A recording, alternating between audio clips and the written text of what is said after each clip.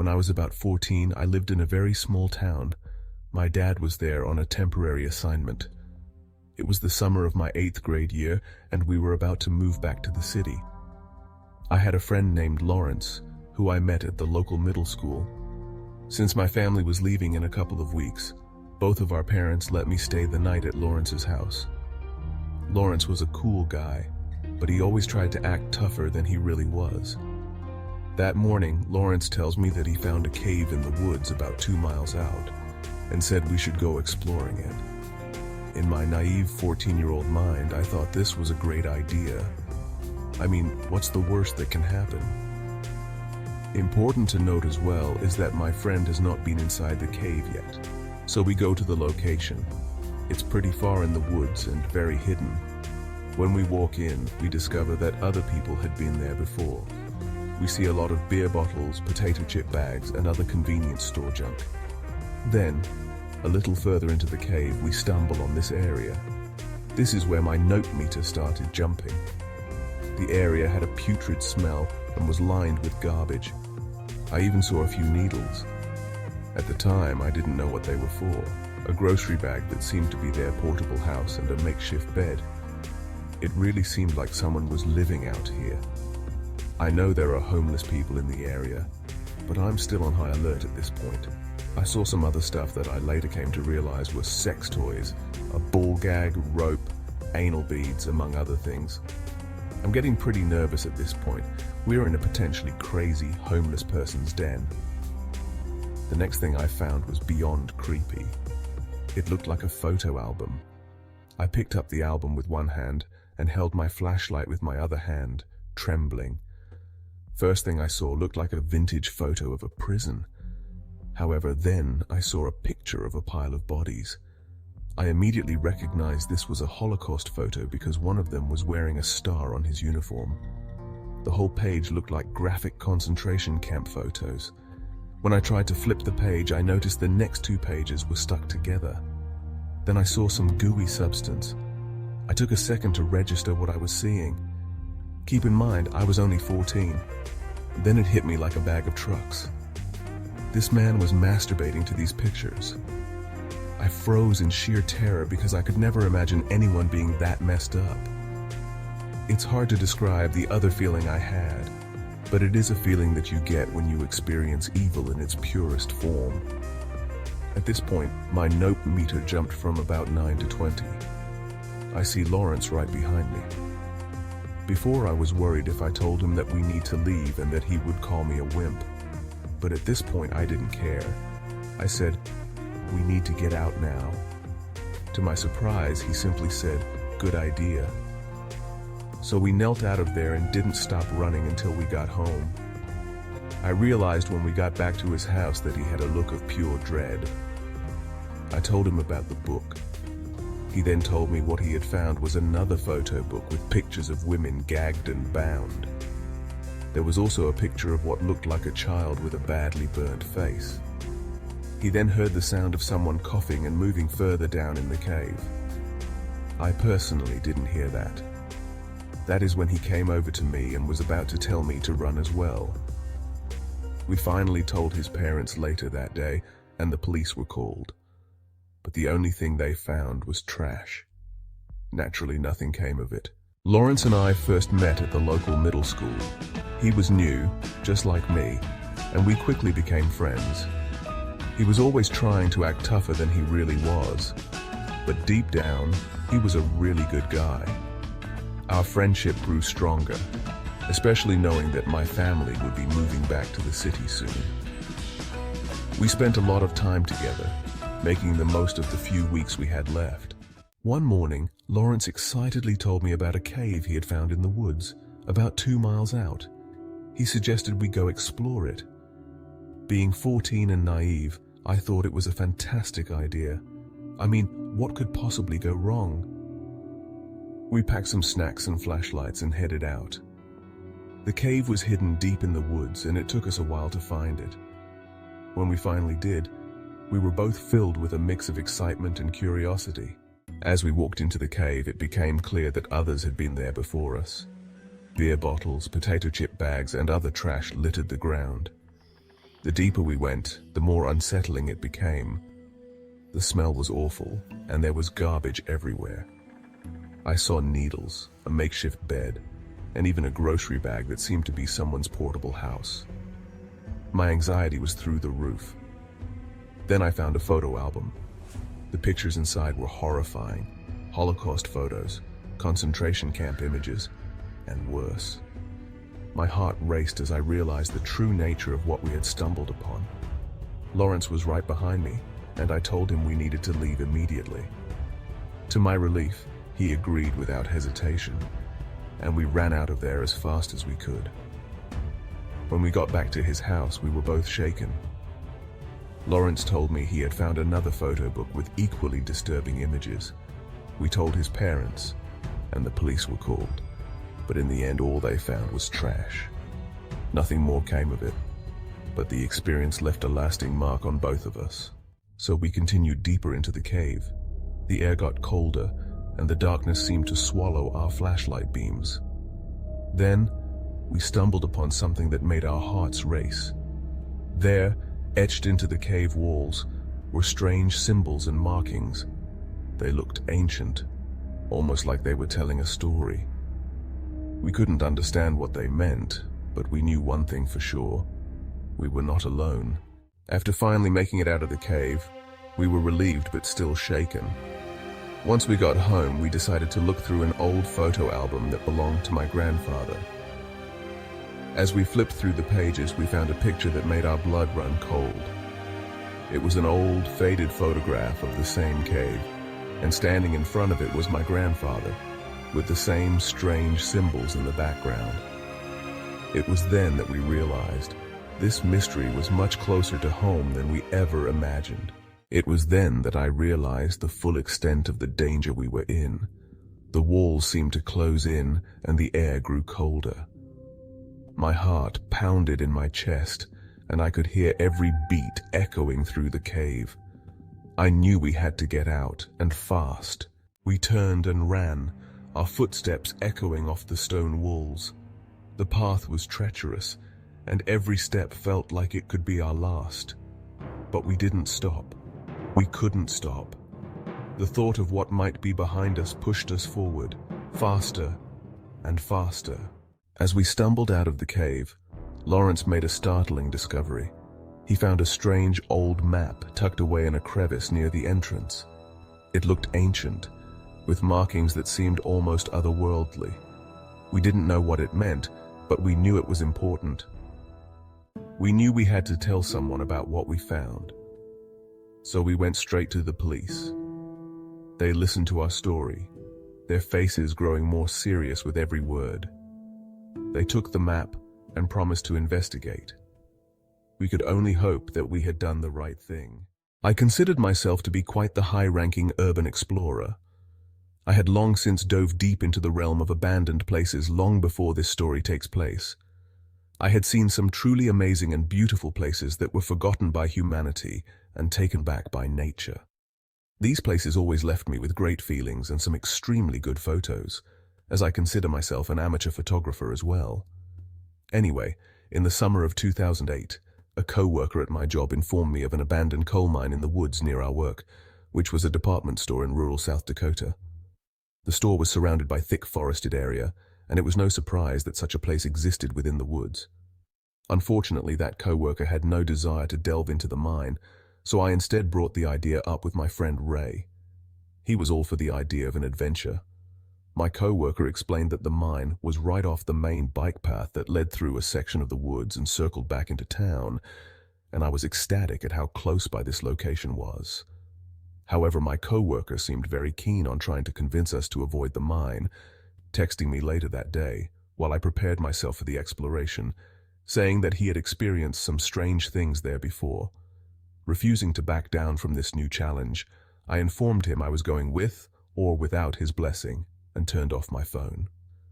I slipped my backpack over my shoulder, the likes of which contained all my necessary tools, such as my camera, heavy-duty flashlights, bandanas to cover our mouths and avoid breathing in harmful toxins, my tripod, water bottles, and a few camera batteries.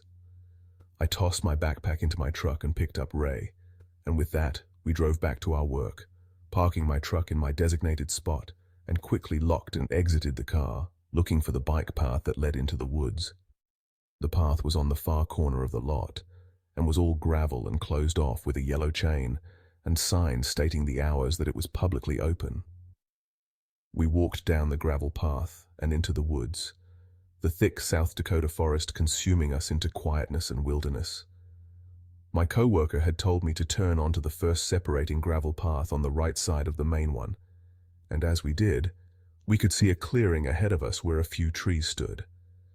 It was around 4 p.m., so thankfully it would be light out, even if we were inside the mine for hours. As we first approached the entrance to the mine, I snapped a photo of the mine. I pulled my bandana over my mouth, and I exchanged a glance with Ray as we approached the tunnel into the earth. I shone my light inside and let out a deep cough as I stepped onto the rocky ground of the tunnel, a heinous amount of dust bombarding my lungs. Shining my light around illuminated the tunnel with rock formation walls and graffiti littering the inside of the mine. Ray stepped down next to me, the two of us examining the tunnel. I could feel my socks growing wet, and I looked down to the smooth stone floor to notice about 2 inches of murky brown water settled on the floor. The two of us began to walk, wading and splashing through the tunnel, snapping pictures of the exponential graffiti, when we both noticed some natural light shining into the tunnel ahead of us from what seemed to be a gaping hole in the roof of the tunnel. The water seemed to grow deeper, and the graffiti grew lighter as we dropped off deeper into the mine. The dirty water was at around 5 inches or so, completely covering my feet when we found the source of the natural light just ahead of us now, in some sort of room in the tunnel, complete with wooden support beams. In the first graffiti that we had seen in around 10 minutes, messages were crudely painted onto the wooden beams with some unsettling words. As it grew harder to breathe the further we went in, this room was severely out of place. The floor was rocky and uncut, unlike the smooth floor ahead of it and behind us.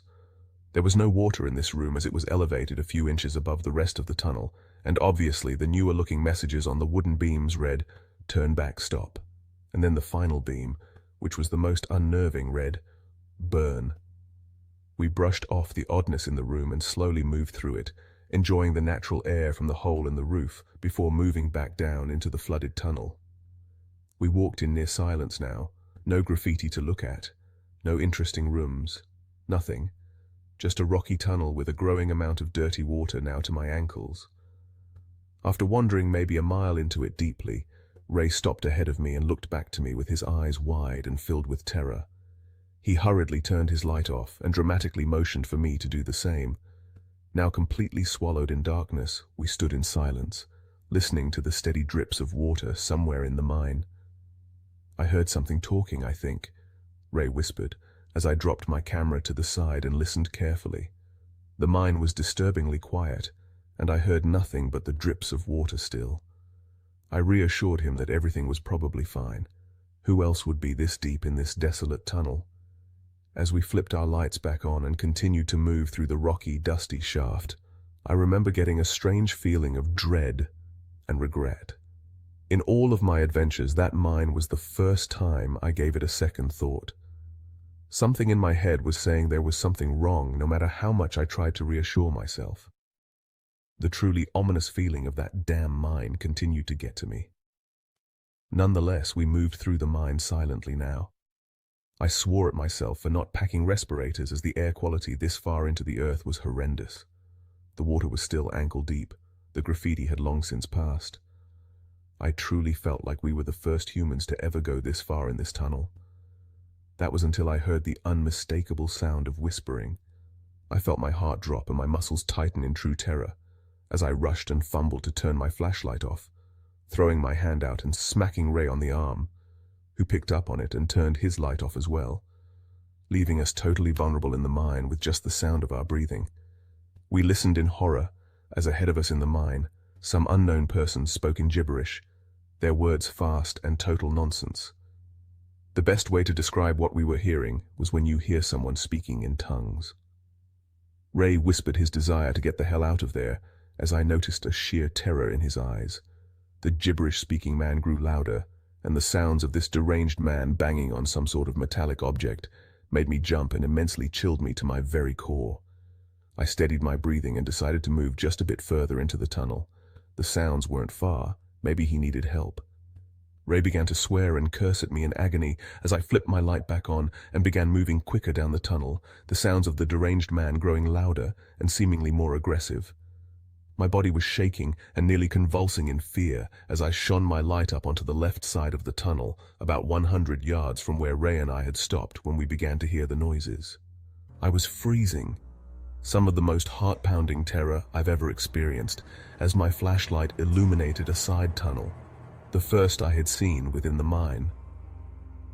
Surrounded by freshly painted neon yellow arrows pointing inside the chasm, as soon as I snapped the picture, the horrific gibberish screaming halted suddenly. I wiped the immense sweat from my brow, turning to look at Ray, who began to make away in fear. As I slowly took a step toward the rocky chasm, the hissing scream of words erupted within the hole in the wall. Ray and I began to scream in terror, tripping and splashing in the water as the adrenaline to sprint filled my body. The two of us were tripping and slipping through the water as the deranged man began screaming behind us at the top of his lungs, screeching and berating us. Some words were understandable, others were total gibberish. The screeching of his voice echoed through the rocky tunnel, his voice in a truly sinister and horrific tone that will haunt me for eternity. I could hear rapid footsteps behind us as Ray and I dead sprinted through the mine, swearing and cursing and screaming during the most heart-wrenching moments of my life.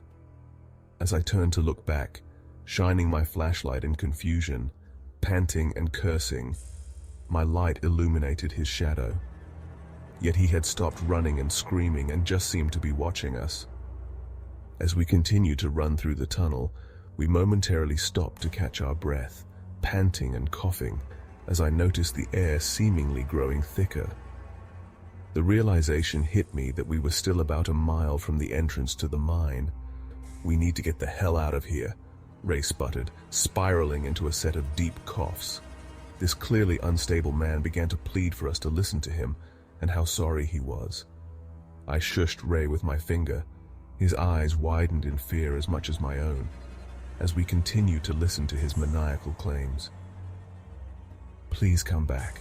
I'm oh so lonely down here. You'll get used to it soon, I promise." "Just stay a while," he pleaded, his voice cracking with each syllable like he hadn't spoken in days. As the words left his mouth, I quickly moved my camera into my backpack and motioned Ray to start running again. And we did, sloshing through the vile water and ignoring the horrid air quality, purely just wanting to leave this awful place.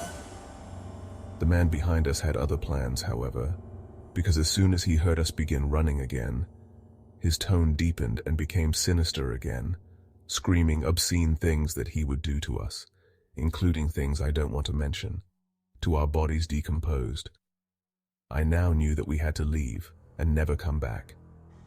Ray and I moved faster, using the dusty rock walls of the tunnel for support, my entire body soaked in nasty brown water. As we finally reached the large room with the wooden pillars again, and with the man's voice trailing far behind, his echo barely audible, we slowed our pace. I remember my lungs feeling heavy, and feeling like my chest was going to erupt in shooting pain every time I moved a certain way.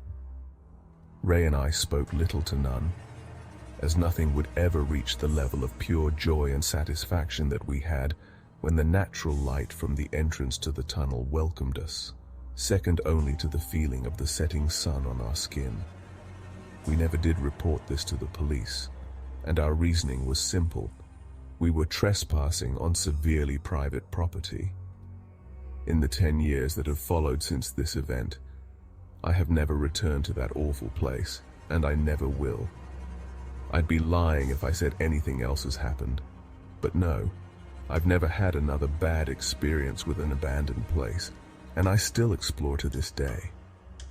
However, on rare occasions, when one of my friends brings up tunnels or underground things, I can feel those same fear-inducing shivers shoot up my spine. Where to begin? I don't know. Let's start by apologizing. Yeah, that would be a good start. First, I apologize for my bad English. My main language is French, and I live in northern Quebec. Please bear with me as you listen to my story. I also apologize for my bad writing skills. I've never done something like this before. My friends and I share a hobby called urban exploration. If you haven't heard of this before, it basically means that you like to explore abandoned places and take a lot of pictures. Where I live, unfortunately, this is almost impossible to do as we live far from any big city, so we have to work with what we have, the forest. Instead of trying to find abandoned places to explore, we try to find the most beautiful or creepy places in our area to take pictures. The harder it is to get to a place, though, the better it is. We like to go where a lot of people aren't able to, which gives a lot of thrill. Last Monday, I received a private message on Facebook from someone who liked our pictures. Yes, we have a Facebook page, and he told us about a place deep in the forest, a cavern. Needless to say, we were pretty excited to hear about such a place and yet surprised that we had never heard of it before. We do a lot of research to find good places. Even better is that he told us that the cavern was so deep that he didn't manage to reach the end, as his cell phone battery was getting low and therefore no light source. He gave us very good directions on how to get there. The cavern is located deep in the forest, a 2-hour drive in the car to get there, and from there a 1-hour walk in the forest. He gave us the GPS coordinates, but the Google Maps didn't show the area. It's very low quality and we can't see the road or anything, but we decided to take a guess and just go there anyway. So yesterday, we went. After almost a 3-hour drive and walk, I don't know how you could drive any faster because the trail was horrible. Having to avoid rocks every 10 meters to avoid destroying the car, we finally reached the dead end of the road and parked the car. It was a very nice trail to walk on. We walked about 1 hour and then the trail split in half. The person on Facebook didn't talk about that split, but we decided to take a guess and we chose the left path as it kept going down in the forest while the other was a long straight path. After some walking, we finally found it. We weren't expecting such a huge entrance. Yesterday was a very hot day in Quebec, ranging from 25 to 30 degrees Celsius. But when you were standing in front of the entrance, the airflow that came from it was so cold that we were shivering from the coldness of the air. It was so weird to go from 30 to like 5 degrees Celsius just by walking a few feet near the entrance. I've honestly never felt something like that before. We had to walk on ice at some point, literally ice in mid-July. At this point, we were at least 500 meters in the cavern, a 45-minute walk or so because of all the water, ice, rocks, and other obstacles that we had to avoid to not get ourselves hurt. I forgot to mention how it was hard to actually talk and listen to each other because of the echo. There was so much echo going on around us because of the vastness of the place that it was very hard to hear each other. We had to whisper to communicate. Not very long after, things started to get creepy. As we kept walking and I was whispering to my friend how cool this place was, he told me to shut up and listen. We stopped dead in our tracks, barely breathing. We could hear someone walking in front of us. We didn't know how far he or she was ahead of us, but there was someone walking in front of us. Definitely not an animal, as we could hear the sound of a biped walking. My friend then asked, "Who is there?" Then they stopped walking. At this point, I told my friend that we should go back. The walking started again, but this time we could hear the person walking much faster and breathing heavily. We could hear him, I assume it was a male, breathing, heavy breathing, like someone who smoked all of his life. No time for more thought. We both started running as fast as we could, jumping from one rock to another. Then the ice. We had to slow down because we didn't want to fall on it. At this point, I told my friend to slow down and listen. That person was actually running after us with no light. They were alone in the dark, deep in a damn cavern, deep in the forest with apparently no car to get there because we didn't see any. I knew something was wrong, and that this thing wasn't normal at all. We started running toward the exit as fast as we could without caring about slipping on the ice or walking in water. We really felt like our lives were in danger. When we finally got out, we didn't bother watching behind us to see what was after us. We just ran for at least 20 minutes on the trail. I was legit crying like a baby. My friend was just in shock, asking what the hell that was all about. We were both out of breath and just walked until we reached the car. We didn't say a word during the drive back home. and we were just thinking about what had happened in that cavern. To give some explanation and background knowledge for this whole encounter, I was around 15 at the time this occurred. I was camping out in the middle of nowhere with my family and part of my extended family, my aunts, uncle, and cousins. I was the oldest kid there in the RV, so you can probably understand how it felt to have no one else to do the stupid crap that I did back then with. With a good 2-year gap between me and the inferiors, it was almost like nirvana when I got to the campgrounds and met other teenagers. These were all people that we knew fairly well from previous camping trips, so it was considered normal to hit it off with them from the start and act like we've known each other forever within the hour. Now to the story. My parents trusted me a lot, no lie. I liked my fun, but I liked getting home in time for dinner equally as much.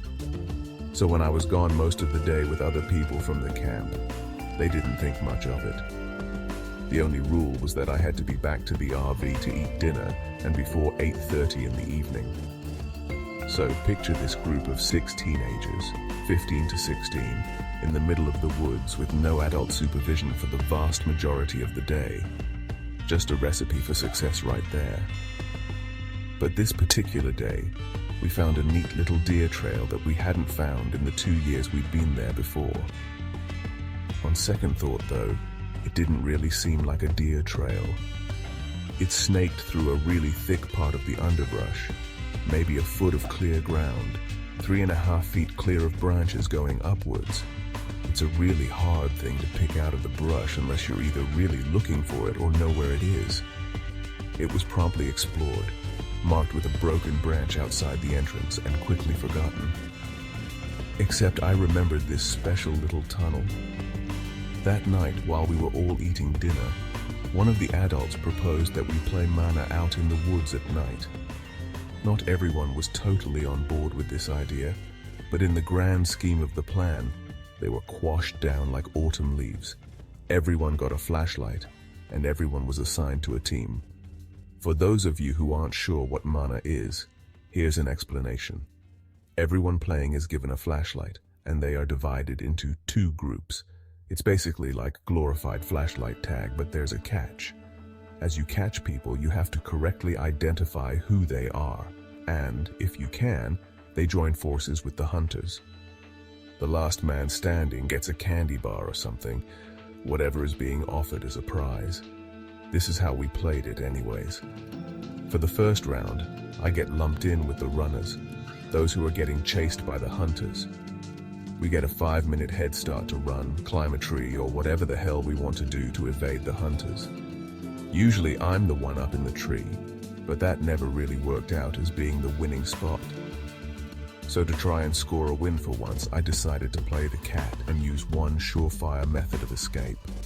And the hiding spot was the rude little path to the thicket. It took most of the head start time to find the damn thing because it was so well hidden and out of the way. As I passed hiding spots, I heard hushed, smothered whispering between siblings who were questioning my actions, like a bird's wings rustling when it's fluffing itself. It should be noted that I have bad hearing. My ears are possibly my greatest asset in this game. But when I'm just reaching the destination, I hear the short blast of the air horn announcing that the 5 minutes are up. I swan dove into this minute little path in the undergrowth, shuffling on my hands and knees until I'm about halfway in, crouching down like some huge malformed quail. The hunters are doing an initial sweep through the trails, looking for obvious hiders and people called out trying to change spots. When they finally reach me, they reach the dead end and go straight back. I try to rest myself and crawl further down the tunnel. I honestly don't know how it happened, but I found an even more hidden path within that one. And accidentally, I dragged my stupid body down the rabbit hole. Except instead of ending in a dead end, this one ended in a slight hollow. I don't ever want to describe exactly what I found there. I'm sorry, but I just can't. It was a younger-looking woman, naked, covered in lacerations and stab wounds in the fetal position. Her glassy, glazed eyes seemed to look straight through me. I refused to go any further than that. I was too scared to scream, and I froze there while a dark burgundy stain formed on my jeans. I froze there in a pseudo-catonic position like a marble carving for what felt like hours. And then I heard someone else coming along the path. Have you ever been so scared that for one moment, one insane moment, you truly consider something incredibly stupid as a viable option to escape? That was one of those times. I let out a short, trembling whimper and I started moving. Whoever was on the path also stopped, then eagerly started moving forward again. I could hear their panting, uneven breaths of a man, a horrible marker of whoever it was getting closer and closer to me by the second. By some wondrous, beautiful miracle, he missed the path leading to the brushy hollow. I heard him moving down past the entrance, dragging something clunky and awkward behind him. I heard clinking noises and the occasional effort to silence the small, sharp noises. I heard a low curse somewhere towards the end of the tunnel, and I blasted out of the undergrowth tunnel like a bullet forcing its way out of a barrel.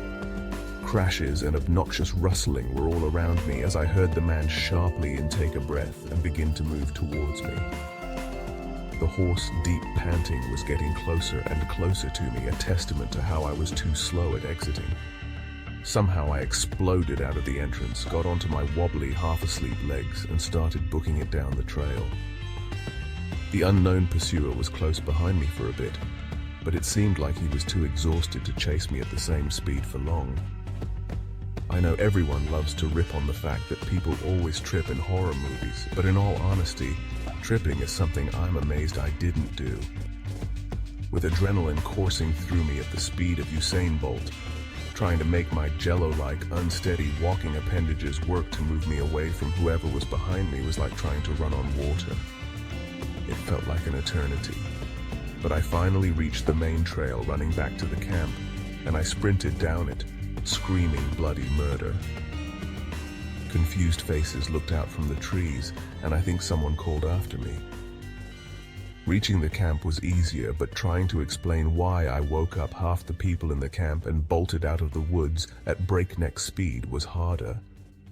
When I finally choked out the words to explain, I remember a profound, insidious silence throughout the group of adults waiting at the mouth of the trail. I really don't remember a whole lot from that point on. I know the cops were called, and my mother and aunts were shrieking and wailing along the trail, calling for the other kids to come back to safety. When someone's yelling like that, you don't ignore it. They rounded everyone up in 30 seconds flat and barreled back into the camp. The police found a man in the woods creeping along the trail, clutching a knife. A black garbage bag with a plethora of sharp instruments and a saw was found abandoned on the trail, some speckled and smeared with dried blood. I don't think there's really any getting over it. I still have nightmares sometimes of the man chasing me, breathing heavily down the back of my neck trying to catch me. Sometimes he succeeds.